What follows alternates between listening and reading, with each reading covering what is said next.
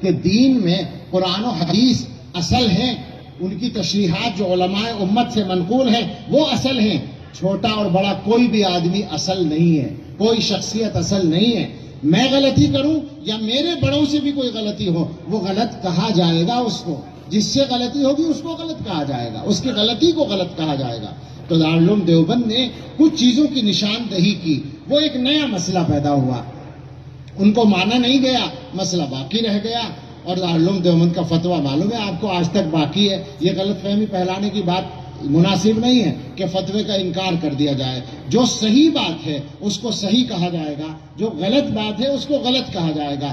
دارالعلوم دیوبند کے اندر جماعت کے کام پر اس وقت سے پابندی لگائی گئی، نہ ان کا کام نہ ان کا کام. اس کا فتوے سے تعلق نہیں ہے، اس کا جھگڑے سے تعلق ہے، اس کا انتظامی مسئلے سے تعلق ہے کہ جب دونوں گروپ کام کریں گے طلبہ میں تو لڑائی ہونے کا اندیشہ ہوگا. اس انتظامی مصلحت کے تحت اس کو بند کیا گیا. ابھی تک ہے نا اسی طرح سے باقی ہے. اور حضرت محتمیم صاحب نے جب اعلان کیا تھا بند کرنے کا، اسی وقت یہ کہا تھا کہ سوال یہ ہے کہ یہ کب تک بند رہے گا.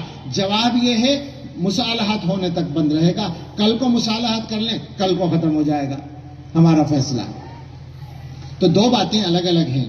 کام وہاں پر دونوں فریق کا بند کیا گیا انتظامی مصلحت سے، لیکن جہاں تک فتوے کی بات ہے، واضح بات ہے کہ وہ فتویٰ اپنی جگہ باقی ہے. اور فتویٰ کسی کی ذات کے خلاف نہیں ہے، کسی سے ذاتی لڑائی نہیں ہے.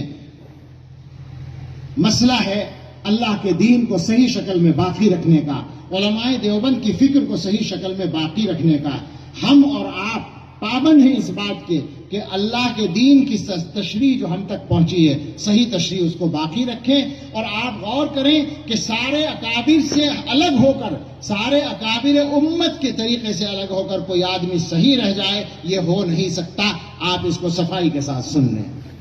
اور اس کے بعد میں ایک بات اور کہوں گا، اگر جب تک آپ کی سمجھ میں بات نہ آئے، بات سمجھ میں آ جائے تو بہت اچھا، غلطی سمجھ میں آ جائے تو بہت اچھا.